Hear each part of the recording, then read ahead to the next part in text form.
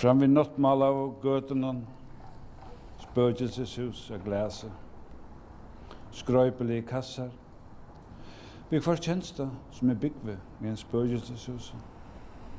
Slægen av fremmandun taren, nøvder av ofratta boven, høyre myrka havet, vi slåtande herskipa lanternen, alt tjåa snåra trøyne, av taglai vi spennetrøtjen.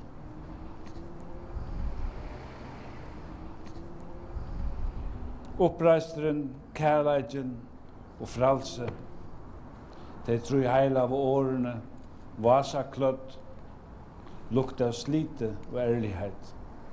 Såleis vil det liva. Dodja kan man alltid. Tomer, kævara bunar, vilstrene skover av tanje, fattelkjalmar fotler av grate, og i ræp av kolanamon knuster feberstokkar.